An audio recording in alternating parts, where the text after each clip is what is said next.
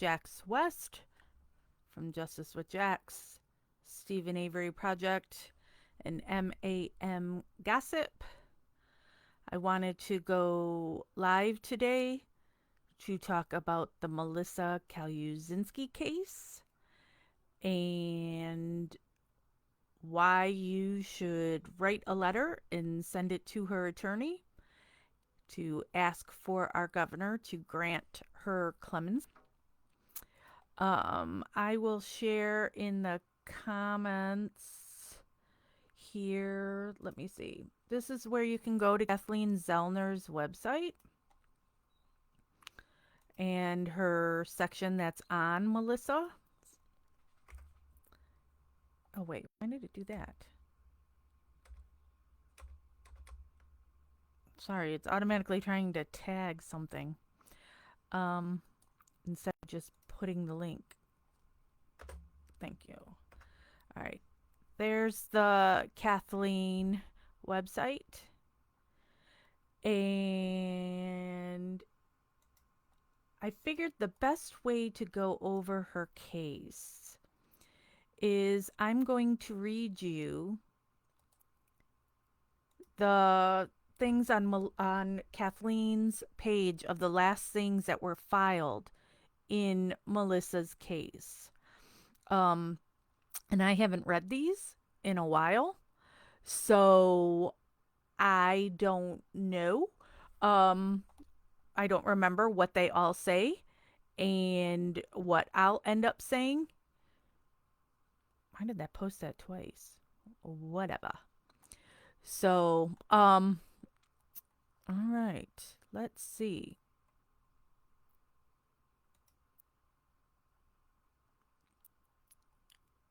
I can't get into that. Okay.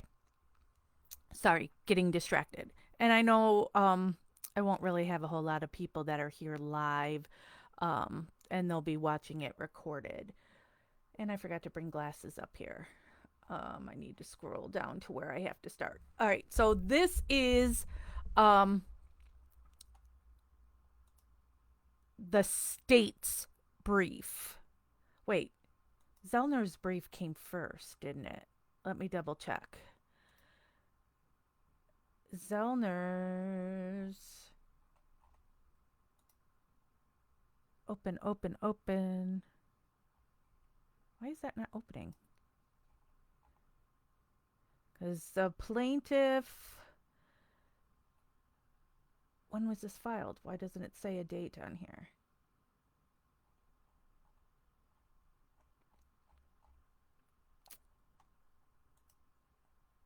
All right.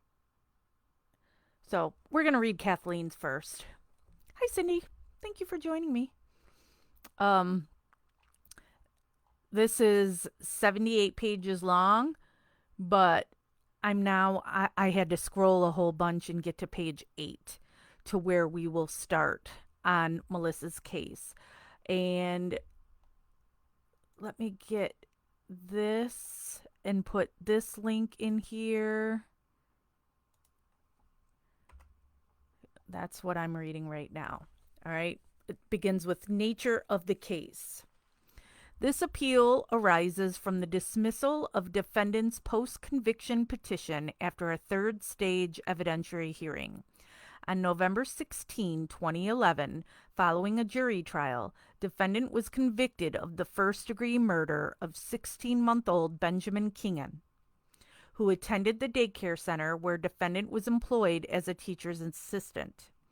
Also, in connection with Ben's death, defendant was convicted of aggravated battery of a child, which merged into the first-degree murder conviction. Defendant was sentenced to 31 years in the Illinois Department of Corrections. Defendant filed a direct appeal, and the Second District Appellate Court affirmed defendant's conviction and sentence.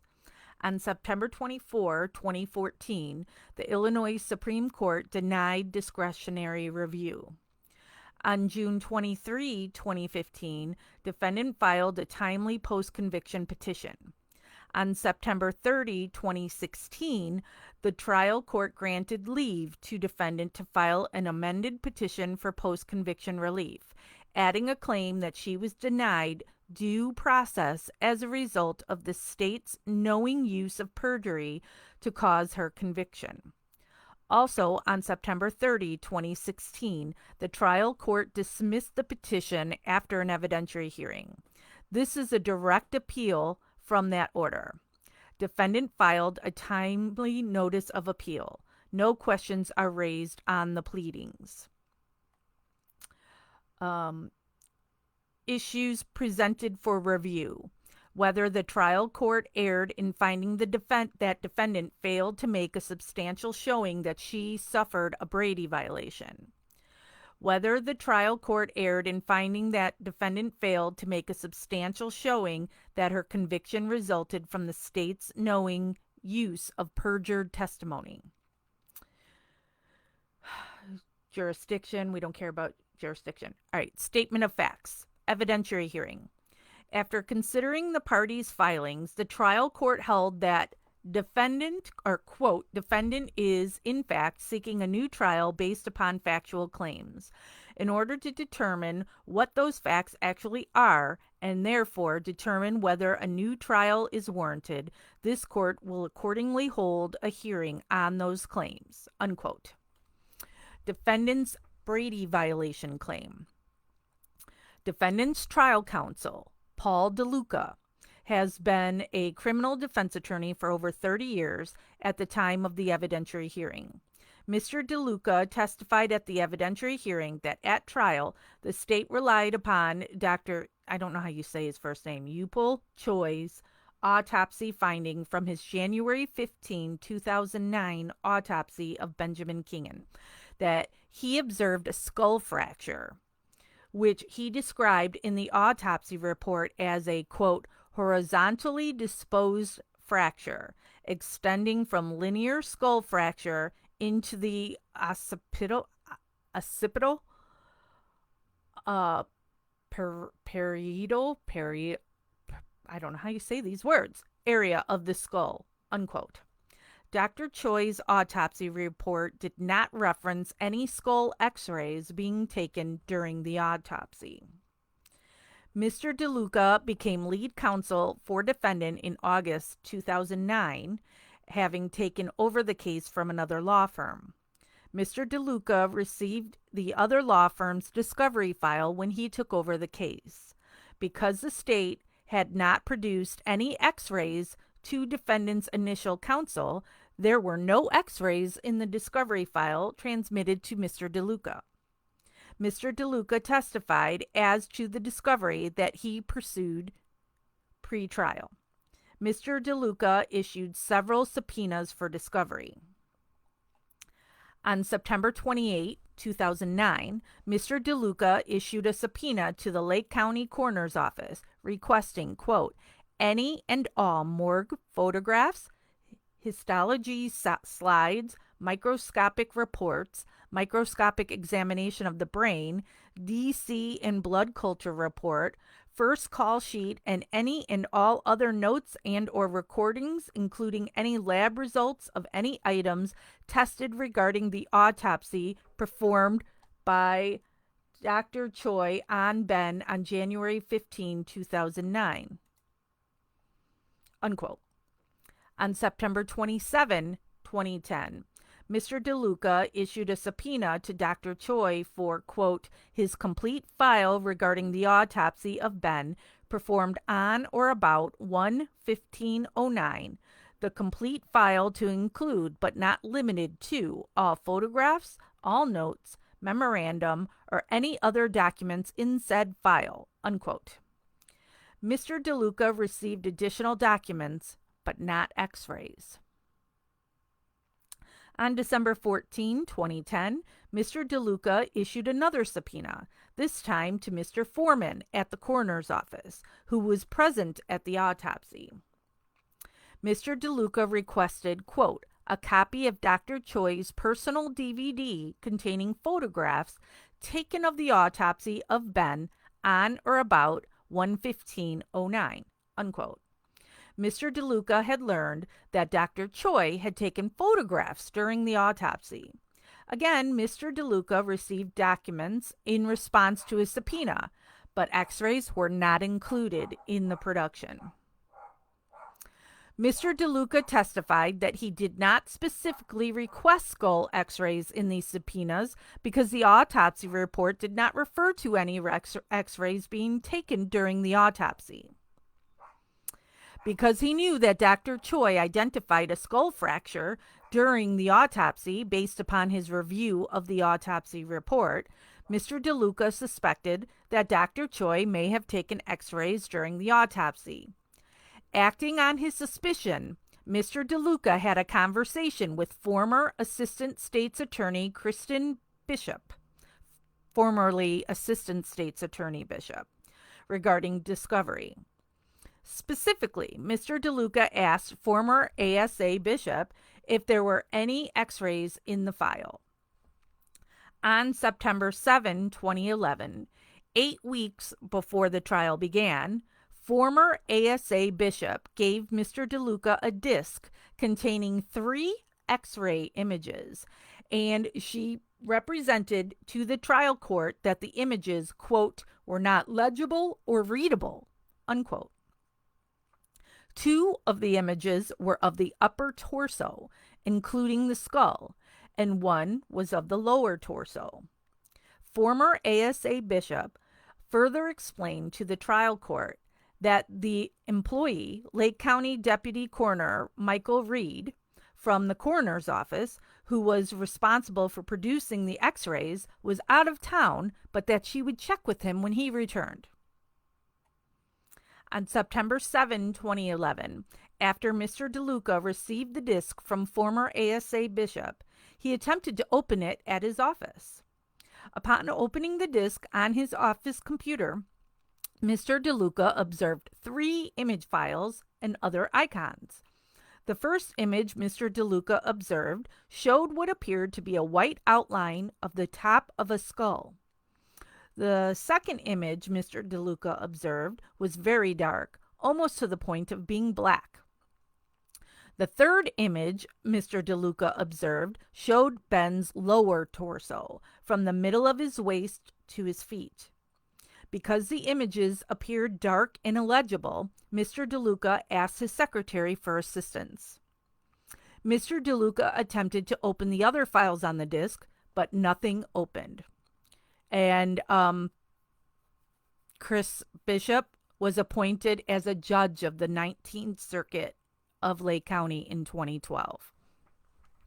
So another reason why, they never want these things to go back into court, because people that were involved are now judges. Same on Marnie's case. My husband just pulled in, so my dog's barking. On September 9, 2011, the state filed a supplemental answer to discovery, which memorialized former ASA Bishop's production of a, quote, CD with 3 digital x-ray images purporting to be of Ben, unquote, and, quote, the program required to view the x-ray images, unquote, on 9/7/11. Mr. DeLuca and his secretary attempted to open the program required to view the x-ray images, which was called Tiger View, but neither of them could open it.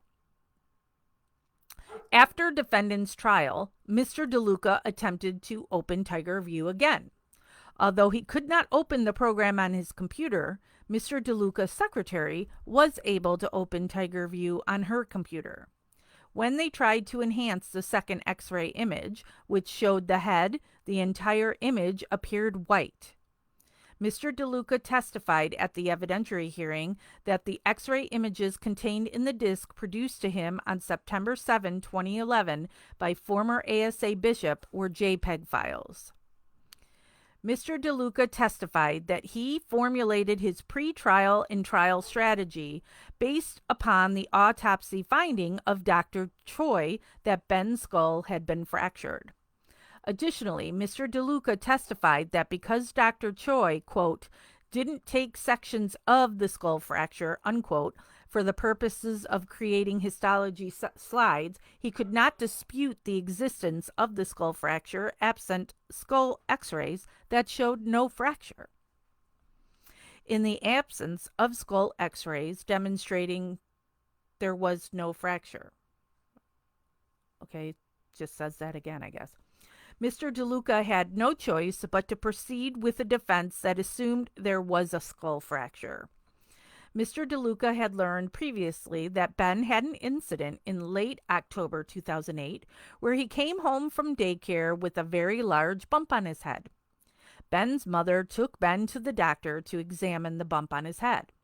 At that time, the doctor performed no diagnostic imaging, including x-rays, to determine whether Ben had suffered a skull fracture. Mr. DeLuca, forced to attempt the erroneous premise that Dr. Choi had identified a skull fracture during the autopsy, formulated a trial strategy in which the October 2008 incident was the original source of the skull fracture. Mr. DeLuca also learned that Ben was a headbanger, meaning Ben had a tendency to throw himself back while sitting such that the back and top of his head struck the floor when something upset him. Mr. DeLuca proceeded with the theory that Ben's fatal injury started with the incident in October 2008, and that every time he banged his head, his injury got worse. Ultimately, Mr. DeLuca's theory of defense was that Ben's fatal injury was a rebleed of a chronic subdural hematoma. Mr. DeLuca testified about the experts he would have hired had he been provided with readable x-rays of the skull. Specifically, Mr. DeLuca would have contacted a pediatric neurologist to determine whether or not there was a skull fracture.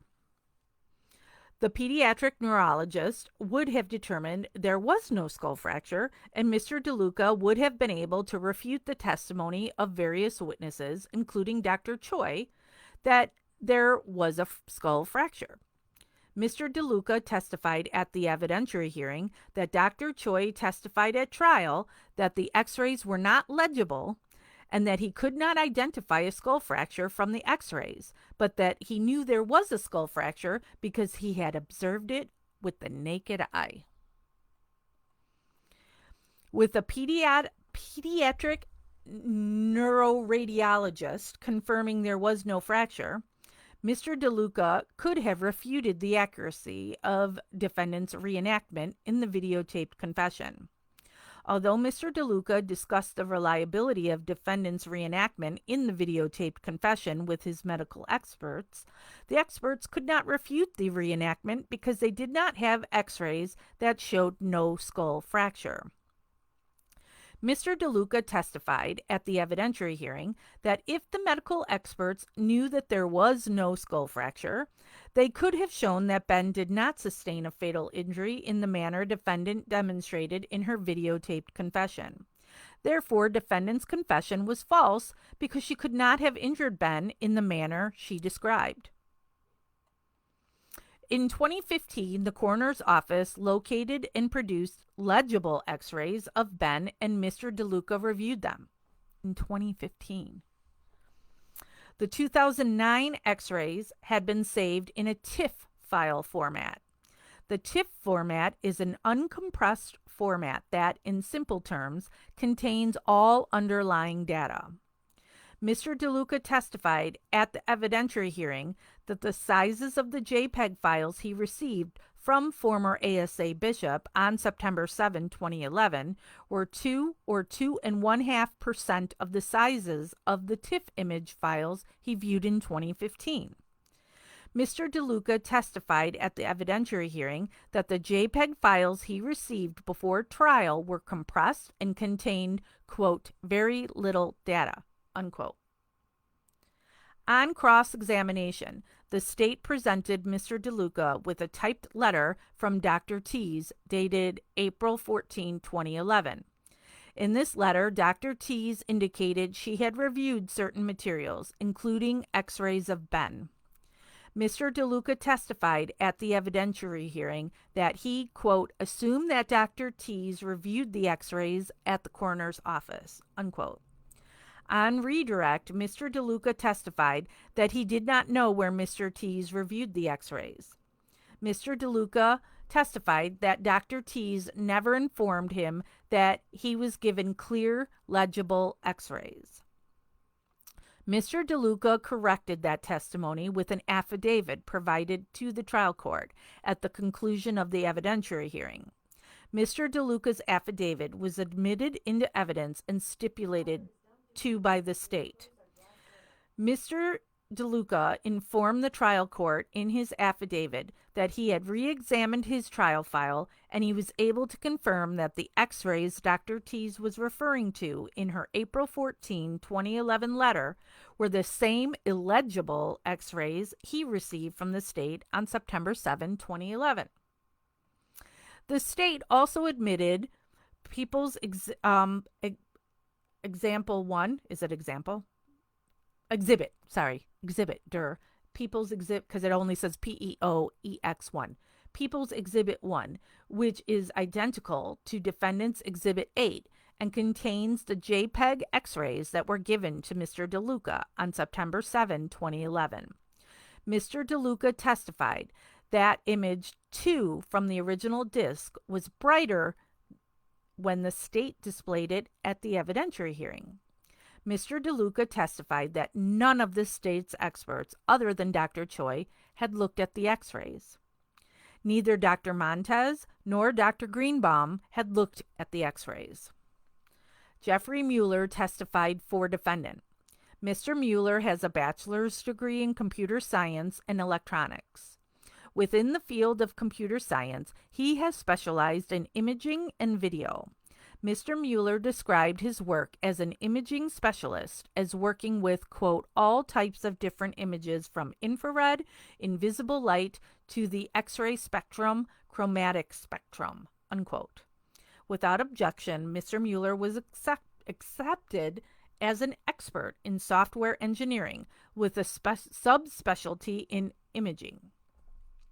Mr. Mueller described his background in computer science and specifically his subspecialty in imaging, which requires a familiarity with all types of images, file formats including JPEG and TIFF files, physics, infrared, and sensor technology. He has been hired by commercial and governmental clients to improve the quality of images. Mr. Mueller is familiar with the 2008 and 2013 versions of TigerView software involved in the case and has used the programs himself. He had used a TigerView CD viewer that exports files prior to the case. Mr. Mueller explained that there are common characteristics of images including visible light spectrum, infrared, and X-ray. All images have common features of compression and contrast. Mr. Mueller has examined the coroner's computer. He testified that he examined, quote, everything relevant to the Ben Kingen files, unquote, which included the following items, quote. Oh, we don't need to read that. Okay. Mr. Mueller also reviewed the 3 images given to Mr. DeLuca by the state on September 7, 2011, which were in JPEG format, and the images reviewed by Dr. Tees, which were also in JPEG format. Finally, Mr. Mueller reviewed the TIFF images on the coroner's computer.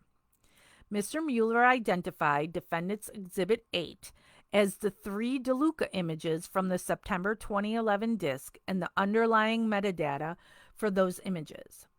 Mr. Mueller explained that the 3 DeLuca images were in JPEG format, meaning they had been compressed significantly. Ben Kingen 1, which is an outline of Ben's skull, is a JPEG image compressed to 267 kilobytes. Ben Kingen 2, which is an image of Ben's upper torso and skull, is a JPEG image compressed to 411 kilobytes. Ben Kingen 3 is an outline of Ben's lower torso, and you can see those pictures in the profile pic for Justice with Jax. Mr. Mueller identified 3 TIFF images saved on the coroner's computer in 2009 and produced in 2015 to the defendant. Coroner's Image 48 is an uncompressed and highest quality TIFF image of the lower torso and was acquired, and there's a footnote, on January 15, 2009, and was a file with 17.8 megabytes. Yeah, I like zone out reading all this stuff, and I'm the one saying it out loud, and it's like ugh, a lot of gobbledygook. Um, Coroner's image 49 is an uncompressed and highest quality TIFF image of Ben's skull, also acquired on. I read that already. Coroner's image 50 is also an uncompressed and highest quality TIFF image of Ben's head that was created on that date and had a file size of 17.2 megabytes. All three of the TIFF images had been on the coroner's computer since 2009. Mr. Mueller demonstrated for the court a comparison of the DeLuca images in Defendant Exhibit 8 and metadata of those images, with the three TIFF images saved on the coroner's computer in 2009 and recovered in 2015. I'm now going to just start trying to skim this to get what is more important. Um,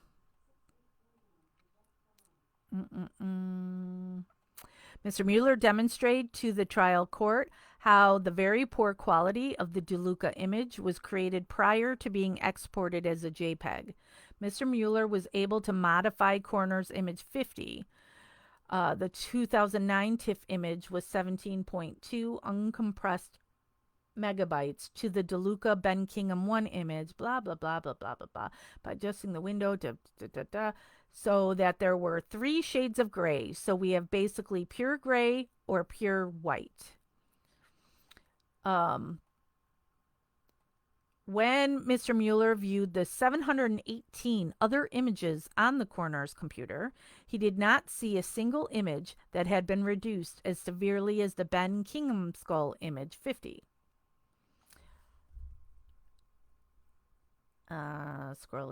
Scrolling. So basically, all the pictures were fine except the one of the skull.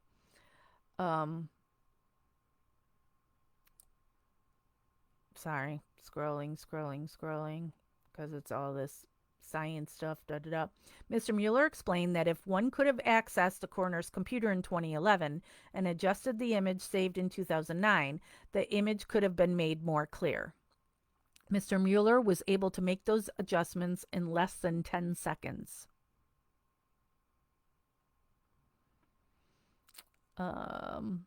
Mr. Mueller also reviewed the x-rays provided to Dr. T's. Mueller testified that those three Dr. T's x-rays were in the JPEG format. Like the images Mr. DeLuca received, the file size had been reduced on those images. So because the pictures were really little. On cross-examination, Mr. Mueller denied altering the data on the coroner's computer during the forensic exam. On the older version of the TigerView software, the user could choose to export images in TIFF or JPEG file formats. If the user did not specifically select the TIFF file format when exporting, the TigerView software defaulted and exported images as JPEG files. The newer versions defaulted to TIFF format. Mr. Mueller explained that if one were to alter that image at any time, there would be a record of the alteration. Thus, if Mr. Mueller had altered any data on the coroner's computer during his examination of the computer, there would have been a record of the changes, and the state did not produce any record of changes made during Mr. Mueller's examination of the coroner's computer. Mr. Mueller did not alter any images whatsoever. He simply copied the existing images of the coroner's computer. Mr. Mueller testified that he analyzed the entire hard drive and there was no evidence on the coroner's computer that any images were in JPEG format. He explained that one could export in JPEG in order to email a file or put it on a thumb drive of small capacity. However, the 2009 images in this case were copied onto a CD, which has a capacity of approximately 700 megabytes. Therefore, Mr. Mueller explained, all three TIFF images could have easily been put on a CD. I can't imagine a jury having to listen to this stuff. It's really kind of dull and would put me to sleep. Mr. Mueller testified that from January 15, 2009 forward, the TIFF images of Ben were always saved on the coroner's computer. Mueller testified that, quote, they had the highest quality images available, unquote. Mr. Mueller testified that one could choose to export the images in a TIFF format or in a JPEG format. Dr. Robert Zimmerman testified for defendant as an expert in pediatric neuroradiology. Dr. Zimmerman is the chief of pediatric neuroradiology at the Children's Hospital of Philadelphia, is a member of the American College of Radiology section of neuroradiology, and was a consultant to the American Academy of Pediatrics Subcommittee on Head Injury. Dr. Zimmerman is board certified in radiology, diagnostic radiology, and neuroradiology. He explained that through application of the principles of neuroradiology, one can ascertain whether trauma to a victim is accidental or abuse. A linear fracture in the occipital parietal area of the skull is associated with an, quote, impact injury, unquote, where the occipital is hit against the ground in a forceful manner. Abusive head traumas cause fractures. The absence of a fracture would go against a diagnosis of abusive head trauma. The lack of a skull fracture points to a self-inflicted or accidental head trauma. Dr. Zimmerman reviewed defendant's videotaped confession prior to the evidentiary hearing. He explained that the reenactment on the video as to what defendant did to Ben is not consistent with a linear skull fracture. The occipital, or occiput, and then it says back of the head, did not hit the ground in the reenactment. Had Ben been thrown, as depicted on the video, Dr. Zimmerman explained, the fracture would have been in the front of the head. Dr. Zimmerman reviewed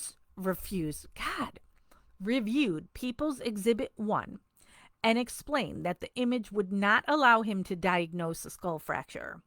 No determination could be made from the poor image. Lightening up the image would not aid to any interpretation of that poor image. But upon reviewing the TIFF image, Dr. Zimmerman was able to testify to a reasonable degree of radiological certainty that no fracture of the skull was present. The images Dr. Zimmerman reviewed in his career were usually in TIFF uncompressed format. Dr. Zimmerman further explained that subarachnoid and subdural hemorrhages were not exclusively indicative of abusive head trauma.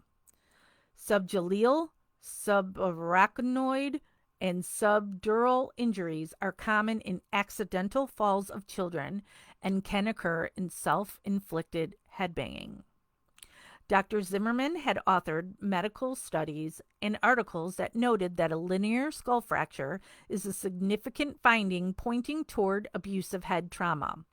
He testified unequivocally that it would have been impossible for someone to have examined Ben's skull and touched a fracture because no fracture was present on the X-ray saved in the TIFF format. Former ASA Matt DiMartini, and he was testified as a state witness.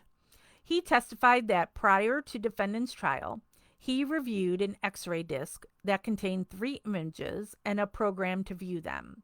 He claimed he had not had any problems opening the program. But while he could change the tint and brightness of the image, he could not improve the quality. The images were of poor quality. The prosecution team decided that he should make an appointment with Deputy Reed to determine, quote, if he could do anything with these images that he could not do on his desktop, unquote. Former ASA DeMartini claimed he met with Deputy Reed on September 16, 2011. Former ASA DeMartini claimed another prosecutor made the disc that contained the poor images. Former ASA DeMartini claimed that Deputy Reed pulled up the images on the coroner's computer with former ASA DeMartini present and adjusted them. Although former ASA DeMartini had previously testified he had not had a problem opening up the program, he testified that Deputy Reed showed him how to use the program.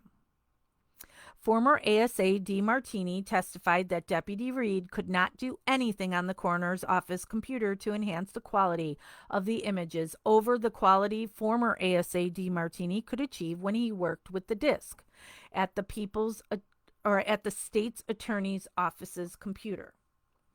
Former ASA DeMartini never advised the trial court that the images could not be made better, despite the fact the trial court had previously been advised that the prosecution was working on making the images better.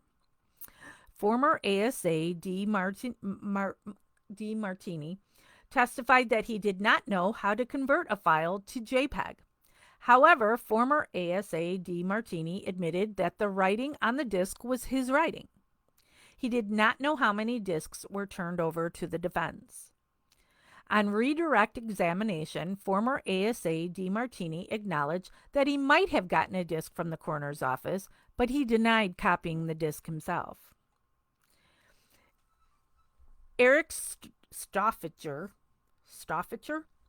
I think, the state's expert, does not have a 4-year computer software degree, and his initial duties at Televere Systems were in customer service, taking calls through an 800 number. Mr. Stoffacher's role did not involve determining the quality of images, discriminating between the quality of images. As to that area of expertise, Mr. Stoffacher conceded, quote, "My opinion doesn't really matter," unquote. In the evidentiary hearing, utilizing the coroner's computer, Mr. Stoffacher opened Ben's file and manipulated the images. He demonstrated that adjustments to a file were automatically saved in a new file while the original file was retained. He explained the dating and naming systems applied by the software. Mr. Stoffacher testified that the files were automatically saved on the coroner's computer in a TIFF format. Mr. Stoffacher testified that a JPEG image is a compressed blah, blah, blah. Blah, blah, blah, blah, blah. Mr. Stoffacher was asked why an image saved as a TIFF image would be converted to a JPEG image. He responded that one reason would be to reduce the file size for emailing. He said another reason for such a conversion is because a JPEG file is more popular and can be opened by more software. He provided no other reasons why a TIFF image would be compressed to a JPEG lesser quality image. Mr. Stoffacher was presented with Defendant's Exhibit 25, a group of exhibits which included properties pages showing the underlying metadata, blah, blah, blah. Okay, so talking about the converting, skipping all that because this is... Deputy Reed testified as a witness for the state. Deputy Reed testified that his involvement in the case did not begin until June 10, 2015, when he was asked to review Ben's file by Lake County Coroner Dr. Thomas Rudd. Mr. DeLuca had testified that according to former ASA Bishop, quote, "the person who would be responsible for producing those at the coroner's office was out of town," unquote, when the illegible x-rays were produced on September 7, 2011. According to Mr. Mueller, the x-ray images produced by the state on September 7, 2011 were created on September 6, 2011, when Deputy Reed was on vacation. Deputy Reed testified that on June 10, 2015, he opened up Ben's file on the coroner's computer and opened up the 4 images he found there.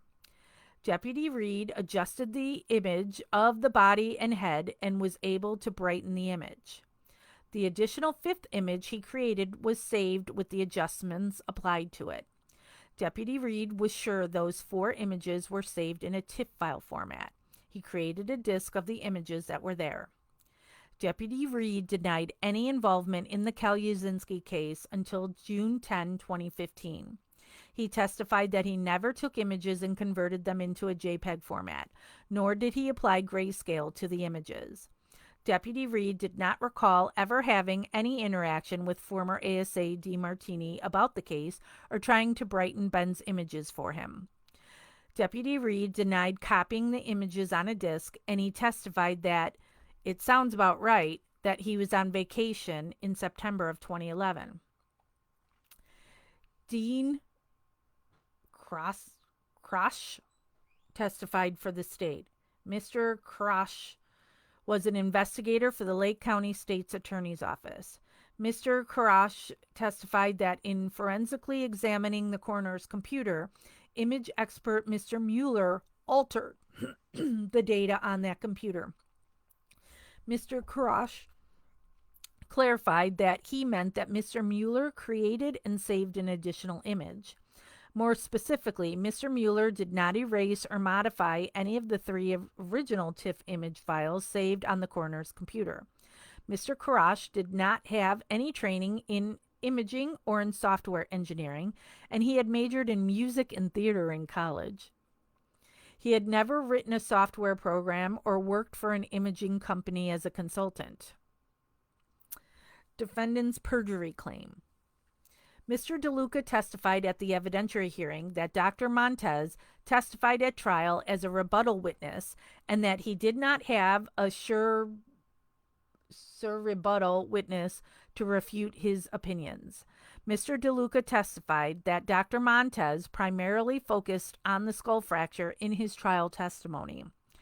Mr. DeLuca testified that Dr. Montez described touching the jagged edges of the skull fracture with his fingers on January 16, 2009.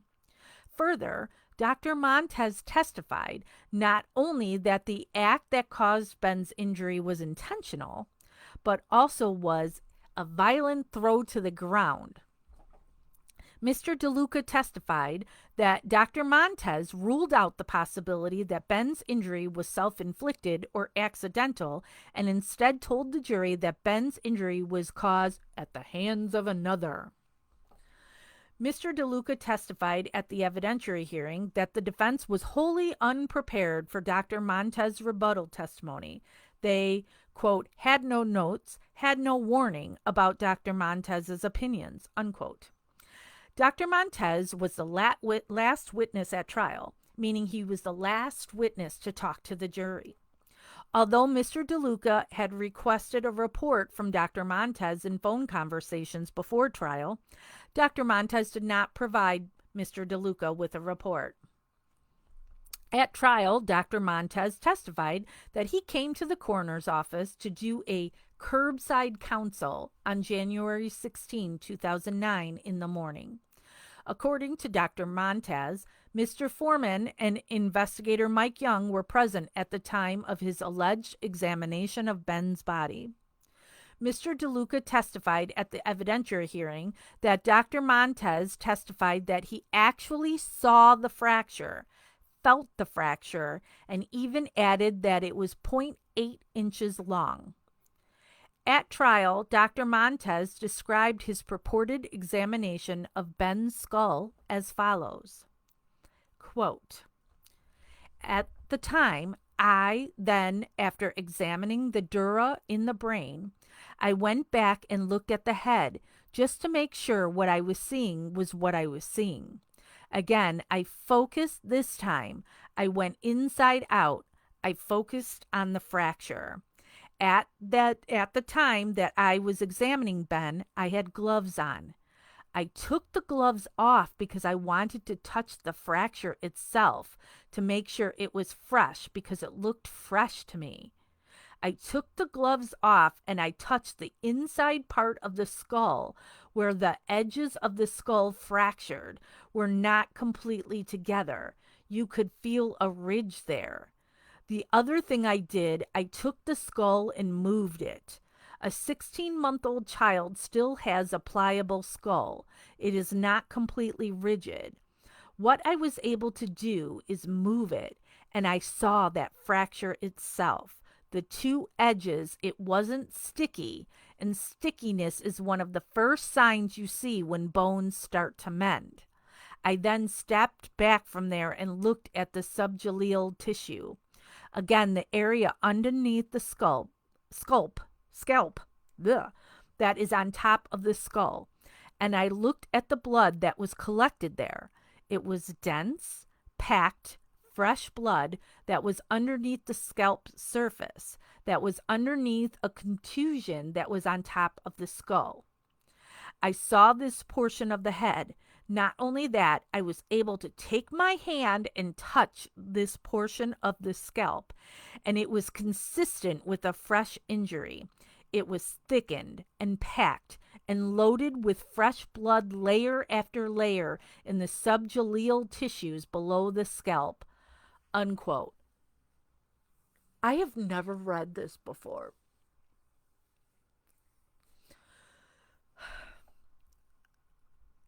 He's taking off gloves to touch evidence and tainting all that evidence by touching it with his hand? That's not even getting into, look at all that dramatics he's saying, and we know now there's no fracture. So imagine being a jury. And this is what you hear from who the state is claiming is some expert.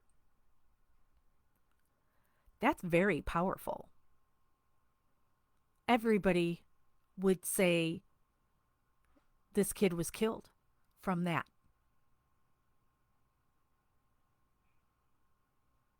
That's unbelievable to me. And this was the last witness. Wow. All right, so that was end of his quote. Dr. Montez described examining the brain, but he never mentioned that it had been dissected and was in the viscera bag in the abdomen. Dr. Montez testified that he observed blood over the surface of the brain, but he never mentioned that it had been dissected and was in the viscera bag in the abdomen. Dr. Montez specifically testified that he examined the brain and noted blood collecting on the brain in the subarachnoid spaces. Dr. Montez ruled out the existence of chronic subdural hematoma based upon his visual inspection of the brain. Dr. Montez went on to describe a, quote, linear fracture, which was almost an inch long, and it went to full thickness of the skull, unquote. According to Dr. Montez, the skull fracture meant that Ben had been the victim of a violent, intentional throw to the ground with significant force. Dr. Montez ruled out that the head injury was self-inflicted, and he ruled out that it was accidental.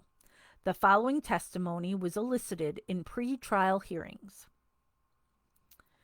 Detective Hyde testified in a pretrial hearing that Dr. Choi had told him that there was a skull fracture. Terrell Barnes. Sorry. Dr. Choi's autopsy report indicated that Ben had a skull fracture.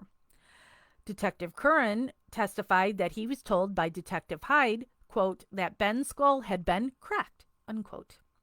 According to Detective Falenko, Detective Curran told defendant during her interrogation that Ben's skull had been cracked.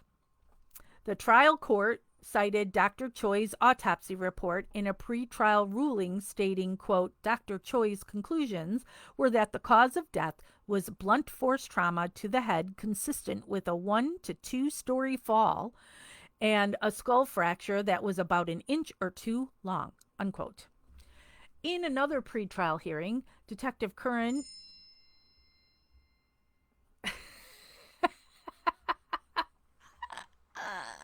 the guy that just called me texted me something funny now. Sorry.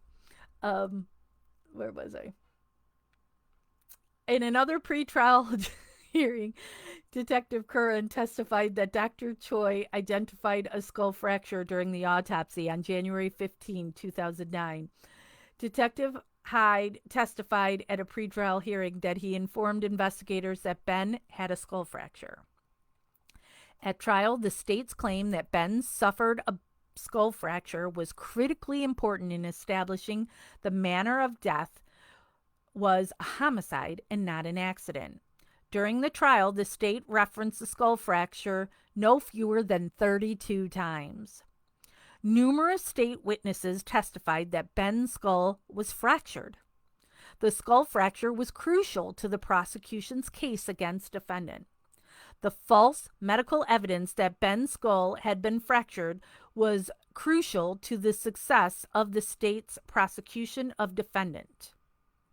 The state, in its opening statement at trial, represented to the jury that Dr. Choi would testify about the skull fracture he found on Ben's head and that the bloody area corresponded to this fracture.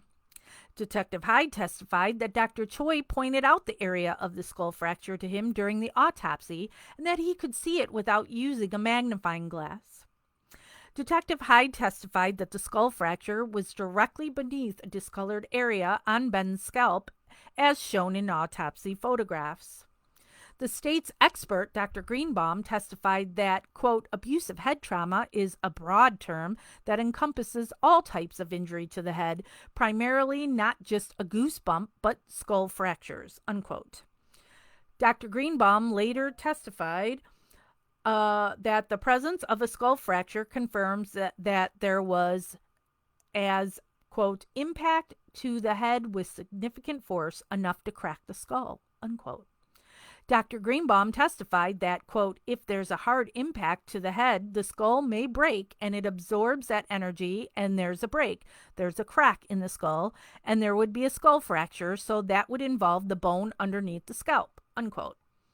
According to Dr. Greenbaum, Dr. Choi's autopsy finding that, quote, Ben had a broken skull bone, unquote, was significant in her expert opinion.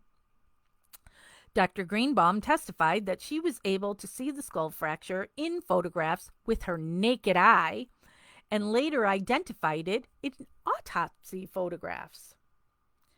Dr. Greenbaum testified that the finding of a skull fracture is important because it is consistent with a trauma injury of enough force to crack the skull.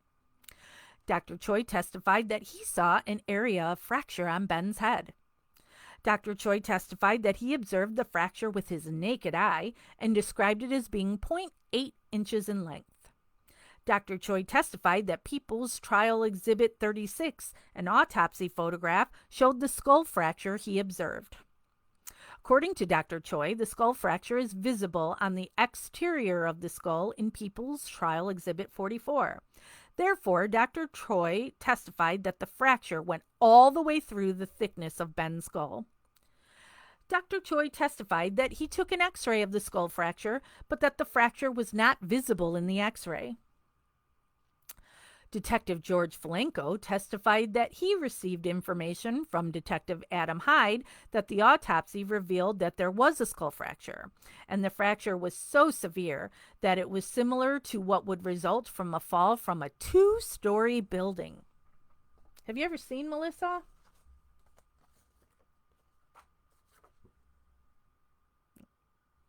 Melissa.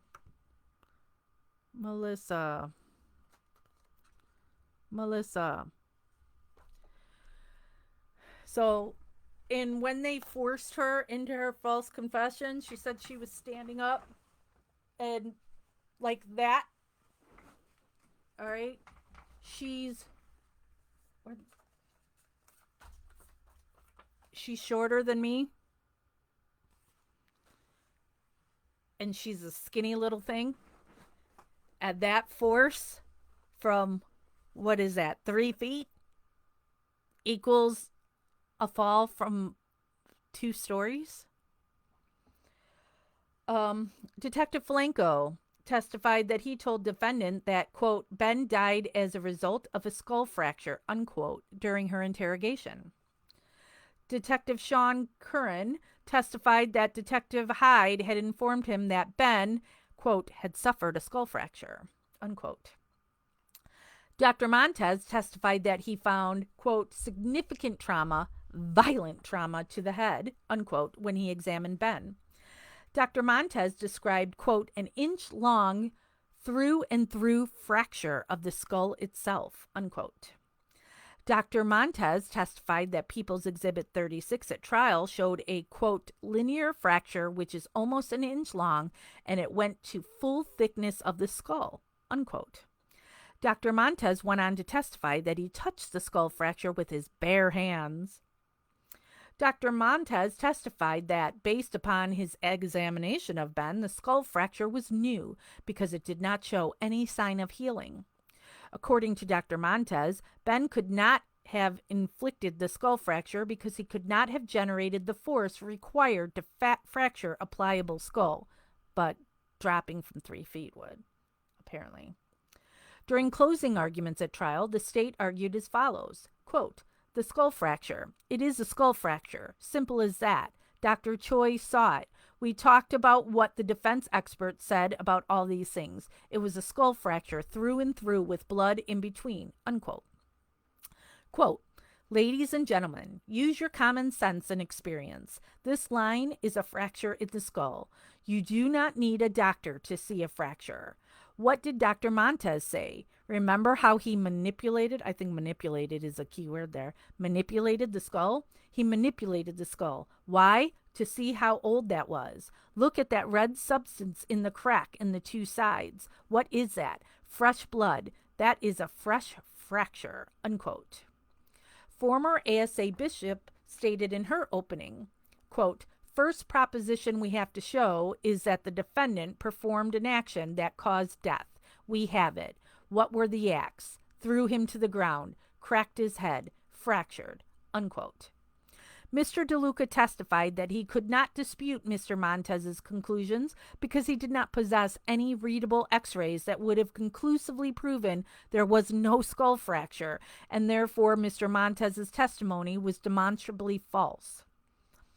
Mr. DeLuca testified at the evidentiary hearing that had he known that Ben's skull had not been fractured, his entire strategy of defense would have changed. First and foremost, Mr. DeLuca testified he would have retained a pediatric neuroradiologist to have opined on the significance of an absence of a skull fracture. Mr. DeLuca would have attacked the confession differently if he had known that Ben had not suffered a skull fracture. Mr. DeLuca would have been able to tell the jury that defendant's videotaped confession, which contained a reenactment by her of the fatal blow inflicted to Ben's skull, was absolutely contrary to the indisputable fact that Ben suffered no fracture. Furthermore, Mr. DeLuca would have retained a pediatric neuroradiologist who would have testified that defendant's rendition of the final blow that she inflicted on Ben's skull is inconsistent with the type of blow that would have been necessary to cause a linear skull fracture. The Lake County deputy coroner that had been assigned to investigate Ben's death, Mr. Foreman, testified at the evidentiary hearing. Mr. Foreman attended the first autopsy of Ben on January 15, 2009 at about 2 p.m. Dr. Choi conducted the autopsy, and Detective Hyde was present. Mr. Foreman took x-rays of Ben's skull. The x-rays were clear and readable when he presented them to Dr. Choi, and Dr. Choi had no issue with their quality. In other cases, when Dr. Choi was dissatisfied with the quality of x-rays, he would ask that Mr. Foreman retake the x-rays, and he did not do so with the x-rays of Ben's skull. Prior to the time he left his employment with the coroner's office, Mr. Foreman had never been asked to place the x-rays he took of Ben on a disc. After Dr. Choi completed the autopsy on January 15, 2009, Mr. Foreman took the skull to the autopsy sink, washed and scrubbed the inside and outside of the skull, then dried it with a towel so there was no sticky residue on the skull. The brain, having been examined and dissected, was placed with other organs in the viscera bag. Mr. Foreman placed the viscera bag with the dissected brain inside in the abdomen, then stitched the abdomen closed. Finally, Mr. Foreman stitched up Ben's skull. Mr. Foreman identified a photograph depicting that the skull was sewn up. Now, let me just mark where I am here because I just want to mention I've met Dr. Foreman. The last time we went to court for Melissa, that you can actually watch it because Kathleen has it on her website. The last time we went to court for Melissa, Dr. Foreman attended court because he backs Melissa 100%. He because he was there at that autopsy and he knows the things that were testified to are not true. The first autopsy did not have an opinion as to the cause of death and simply stated pending further studies. The next day, January 16, 2009, Mr. Foreman met with Coroner Keller and Dr. Montez about the case between 10:30 a.m. and noon at the Lake County Coroner's Office on the first floor in the administrative area. Mr. Foreman provided Dr. Montez with the following documents and photographs: Mr. Foreman's preliminary narrative regarding the case, a copy of the necropsy report filed by Dr. Choi on January 15, 2009, and Dr. Choi's body charts and notes from the January 15, 2009 autopsy. Mr. Foreman explained to Dr. Montez the scene photographs and the autopsy photographs. When Mr. Foreman was asked if Dr. Montez examined the body, he specifically said, quote, "Dr. Montez did not view the body," unquote.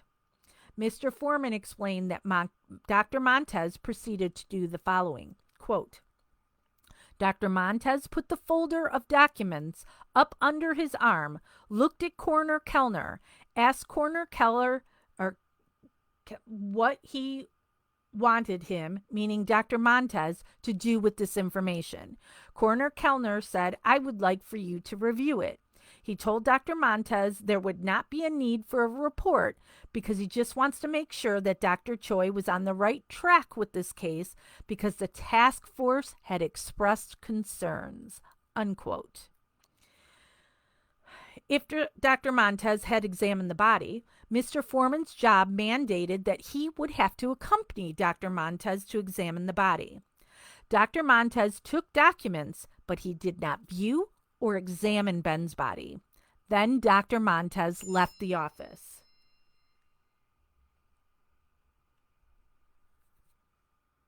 Sorry. A second post-mortem exam took place on January 16, 2009 at 4 p.m. Dr. Choi was present with Mr. Foreman. The rough sutures were still in place when that exam began. Mr. Foreman made the following observations about the condition of Ben's body at the beginning of the second post-mortem examination. Quote, "Ben's head was still stitched up as it was on January 15. The dissected brain was still in the visceral bag in the abdominal cavity, and the abdominal cavity was sewn shut as he had left it on the 15th. Mr. Foreman testified that there was no evidence whatsoever that anyone had examined Ben's body. Everything was in place just as Mr. Foreman had left the body on the previous day." Next section is titled "The State's Case Regarding Perjury Claim." William Biang testified for the state. Mr. Biang was an investigator for the Lake County State's Attorney's Office. Mr. Biang testified as to phone records produced pursuant to subpoena, specifically identifying subscribers' phone numbers and the times, dates, and duration of various phone calls. The trial court explained that, quote, "The fact that there are records does not mean that any particular person was on the other end of the phone. It's simply evidence that those phones were used in a way that they were indicated. The court is only going to consider competent evidence before it," unquote. Mr. Biang also interviewed Mr. Foreman repeatedly for the state's attorney's office. Mr. Biang claimed that during an interview on July 28, 2015, Mr. Foreman told him he took 2 x-rays on film, one of the head and one of the torso, and Dr. Choi viewed them on a light box. Mr. Biang next claimed that on August 5th, 2016, Mr. Foreman told him he took 2 x-rays and could not recall if they were taken on film or with the computer. On cross-examination, Mr. Biang admitted he had met with Mr. Foreman 3 or 4 times. The trial court sustained objections to inquiries regarding Mr. Biang's interviews of Mr. Foreman on July 28, 2015 and August 5, 2016.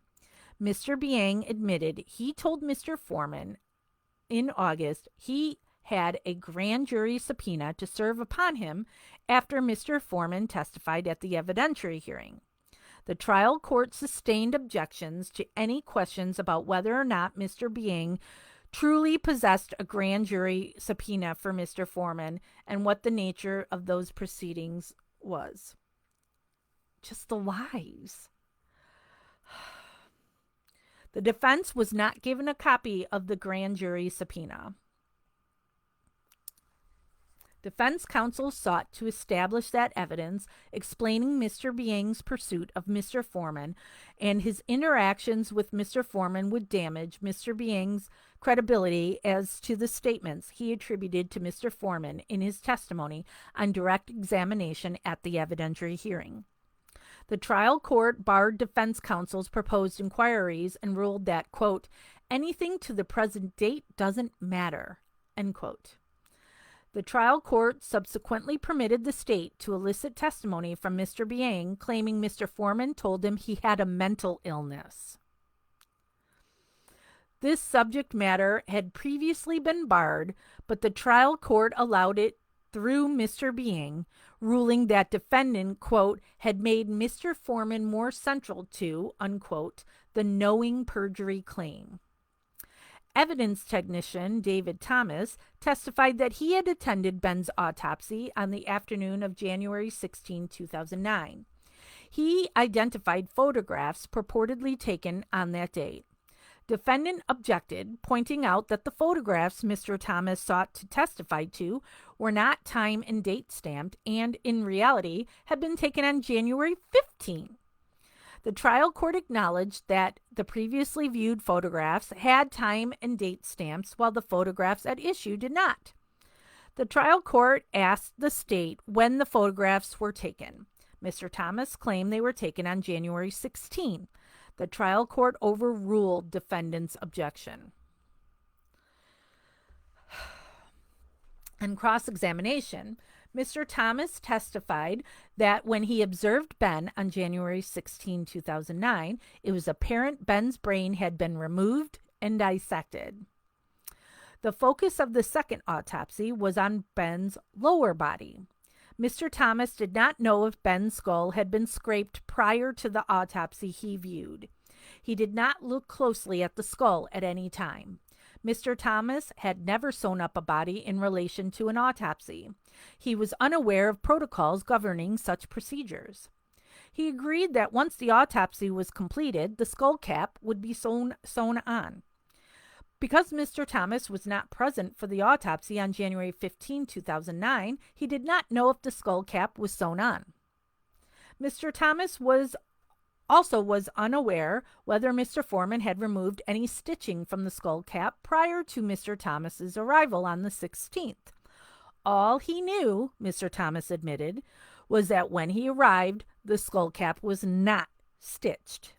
Mr. Thomas admitted he was not testifying that the skull cap was left off all night long because he did not know that. The state rested and the proofs were closed.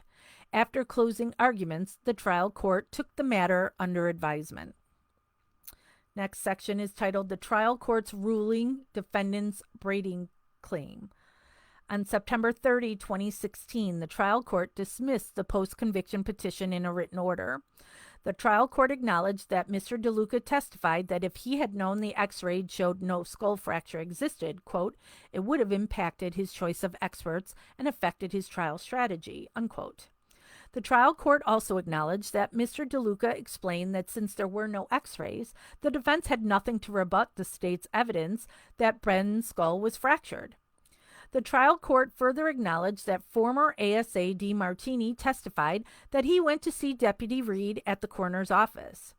Deputy Reed used the computer and, quote, pulled up 3 x-rays from the Kingen file and used TigerView to make similar adjustments that DeMartini had attempted in his office, but ultimately could not enhance any images any better than DeMartini could.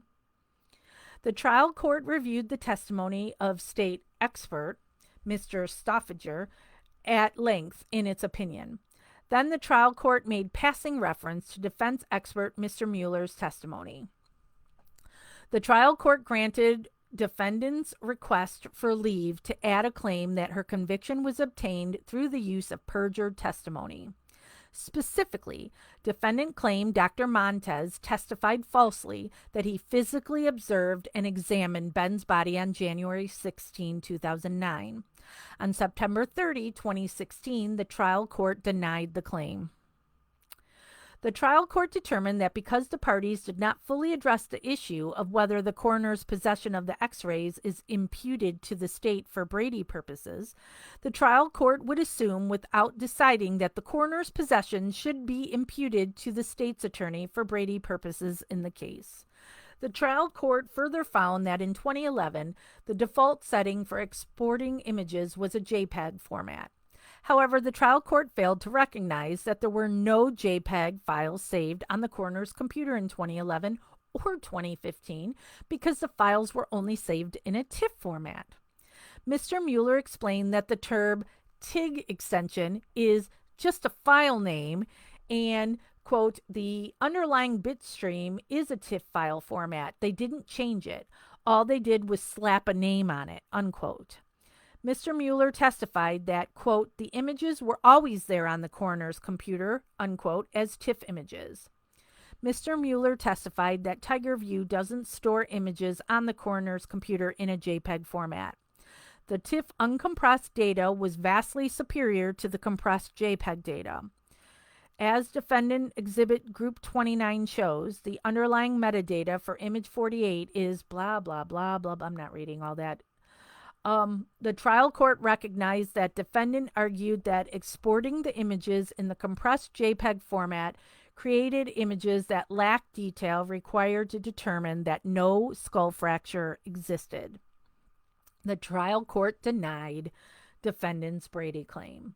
In doing so, the trial court explained that, quote, TigerView engineer Stoffager conclusively refuted defendant's claim. During his in-court demonstration, the court observed Stoffager used the same TigerView software Mr. DeLuca possessed from the September 2011 disc to adjust the variables on the JPEG images to brighten and display more bone detail. Indeed, Stoffager did this so quickly and easily as to make it seem like child's play, unquote. The trial court relied upon People's Exhibit 137, which, quote, depicts Ben Kingham 2.jpg from the September 2011 disc after Stoffager adjusted it with the same software available to Mr. DeLuca in a side-by-side comparison with Ben Kingham 3.tiff from the June 2015 disc. The images are substantially similar. Not only do they show the identical position in the same perspective, both display the same amount of detail in the skull and bones in the upper body. The court notes that the adjusted Ben Kingham 2 JPEG image shows 2 small marks in the skull, one on the left and one on the right, as does Ben Kingham 3. The court finds no material difference in this case between Ben Kingham 2 and Ben Kingham 3 for Brady purposes, unquote. The trial court criticized Mr. Mueller for, quote, saving another modified X-ray image in the Kingham folder, all after the computer itself had been admitted into evidence during the hearing, unquote. The trial court failed to acknowledge that Deputy Reed and Mr. Stoffager had done exactly the same thing when they created a copy of the head image they were adjusting in 2015. The trial court concluded that the x rays on the 2015 disc were copies of the original x rays taken in 2009 and given to Mr. DeLuca on the 2011 disc, quote, or modifications of those January 15, 2009 x ray images, unquote. The trial court held that because Mr. DeLuca had the disc prior to trial, quote, defendant possessed all the autopsy x rays taken of Ben Kingham, unquote. The trial court criticized Mr. DeLuca for failing to seek assistance in utilizing the software on the 2011 disc to enhance the images. The trial court again ignored Mr. Mueller's testimony that the JPEG images could not be enhanced. The trial court also found that the x-rays were not material, quote, based upon the facts of this case to establish a Brady violation, unquote. The trial court stated that, quote, defendant must show that the x-ray images from the June 2015 disc could reasonably be taken to put the whole case in such a different light as to undermine confidence in the verdict, unquote. The trial court also stated, quote, having weighed the potential impact of the x-ray images on the verdict, the court finds the defendant's claim fails in this regard as well, unquote. The trial court cited the trial testimony of Dr. Choi, who claimed he observed the fracture with his naked eye, and it went completely through the skull, and he identified the fracture to the jury on autopsy photographs. Dr. Greenbaum, who similarly identified the fracture on the autopsy photographs as being inside and outside the skull. Dr. Montez, who showed the jury a fracture on autopsy photographs both inside and outside the skull, and testified that, quote, this is the same stuff over and over again. He physically touched and manipulated a through-and-through fracture with his hands. And Dr. Liesma, defendant's expert, who, quote, presumed the existence of a fracture, unquote, in his testimony. The trial court inadvertently established the materiality of the Brady claim by pointing out the sheer number of trial experts who told the jury, in no uncertain terms, that there was a skull fracture. None of these experts were provided with the clear, readable x-rays that existed in 2009 on the coroner's computer in a TIFF format. Those x-rays conclusively demonstrate that there was no skull fracture. The trial court, without the assistance of a radiology expert, determined that because, quote, so many factors can affect whether a fracture would be visible on an x-ray, it does not necessarily follow that it is impossible for an x-ray not to show a fracture. Therefore, Dr. Zimmerman's testimony fails to establish that the June 2015 x-rays could reasonably be taken to put the whole case in a different light, unquote. The trial court also stated that Mr. DeLuca took no steps to get clear, more readable x-rays, to seek any assistance in utilizing the Tiger View program, or to observe the original x-rays at the coroner's office. All right, so I am now on page 47 of 78. 47 of 78. Let me see here.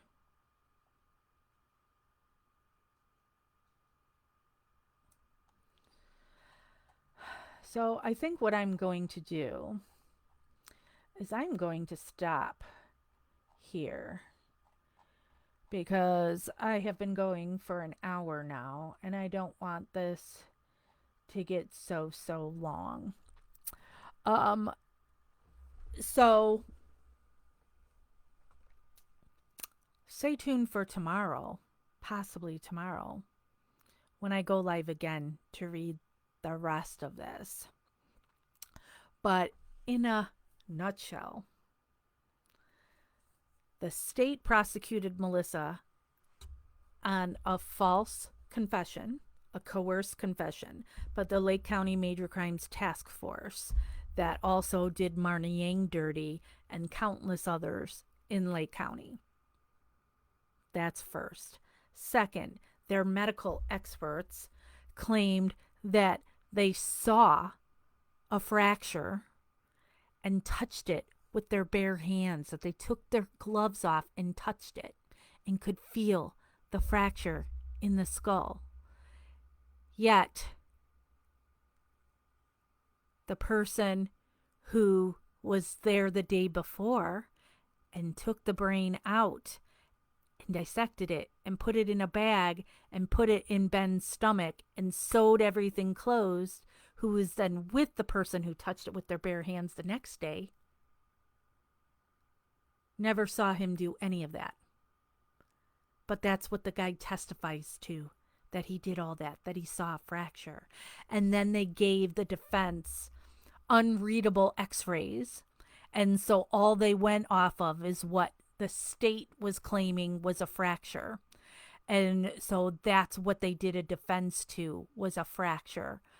And then they find out years later there is no fracture.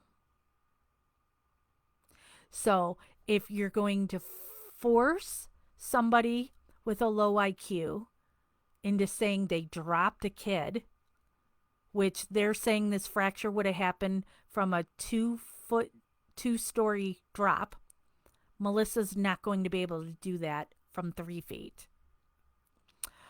And where they're saying the fracture is, in the way, the kind of fracture it is, wouldn't happen by the way in Melissa's phony recreation, how they told her to say they dropped Ben. You wouldn't get a fracture that looked like that or was on that spot on the head. So sadly, when these things just go back to the same corrupt judges, they don't get another day in court. And so for Melissa, they're going to try and get clemency. And we need people writing letters to our governor of Illinois that says Melissa is innocent and need to grant her clemency. On this page, Justice with Jax, you can see the address on where you can either mail a letter to Kathleen Zellner, or there's an email address where you can email it to her. I suggest you email her a letter so it gets to her fast. Doesn't have to be long. One side of a page. So I am going to go for now. Stay tuned for when I go live next time on Melissa's case.